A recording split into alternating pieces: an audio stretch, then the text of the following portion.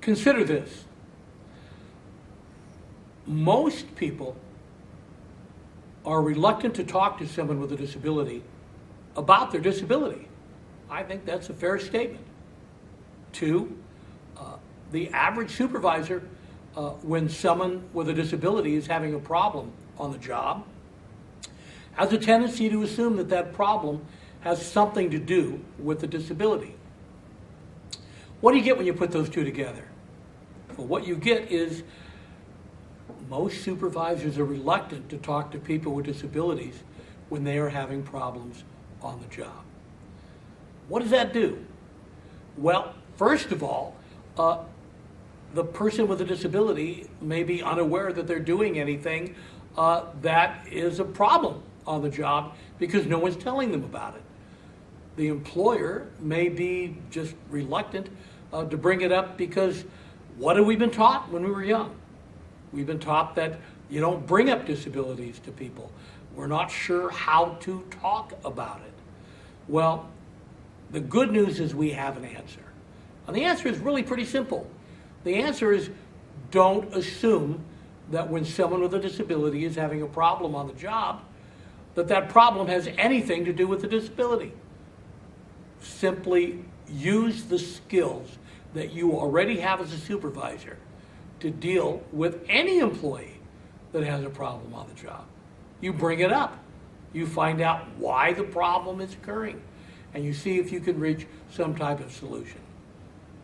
Is the problem one that has something to do with a disability? Well, if it is, then all you have is one more step.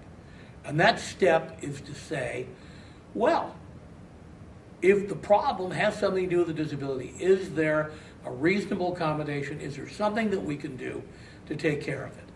If the problem has nothing to do with the disability, you address it the way that you would any problem that someone had, regardless of whether this person had a disability or not.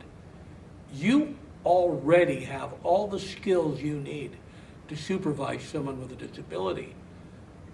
The problem occurs when we lack confidence in those skills and we don't try and use the skills that we have and the knowledge that we have and how to supervise.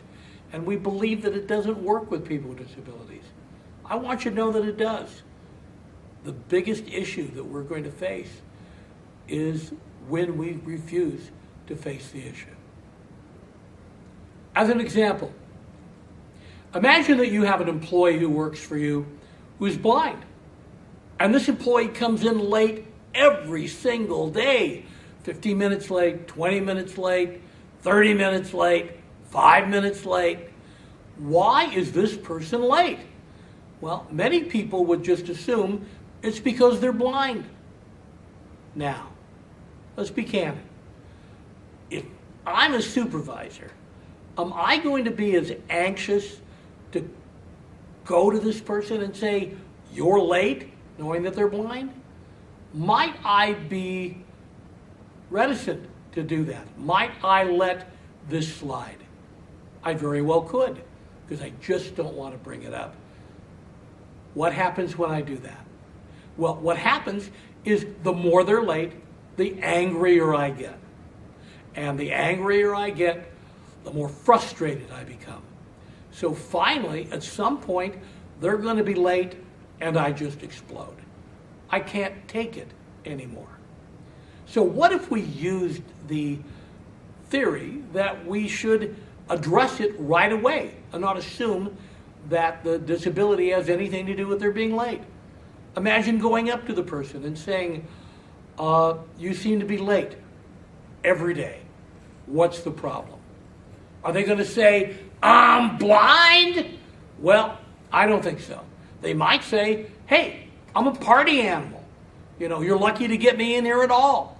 Well, do we know how to handle that? Oh yeah, we handle that all the time. So what if they say, I'm blind? Do we panic? No.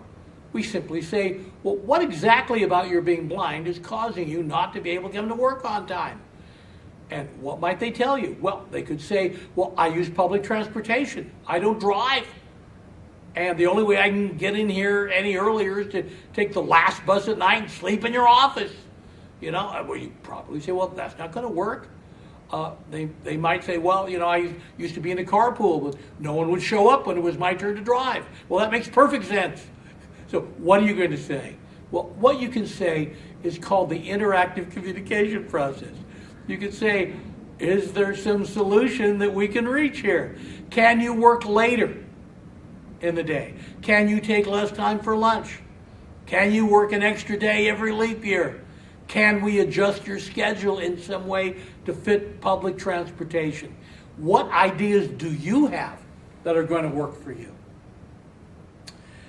And if they have an idea that is acceptable to you and within your authority to do it. If you have an idea that's acceptable to them and within your authority to do it. Now, what if you can't come to any agreement at all? Then it's really simple. At that point, you simply go up channels. You go to your supervisor, your manager, and say, here's the problem, person's blind, they take public transportation, I couldn't come up with a solution within my line of authority, they couldn't either, it's your problem now. And guess what? No one's going to yell at you. That's exactly the way the process is supposed to work. And guess what? They'll come up with a solution, and one that will work for everyone, and the person who does it will have the authority to implement it. That's simply the way to do it. It's the easiest way to do it. And it's the way to do it where there is no frustration on your part.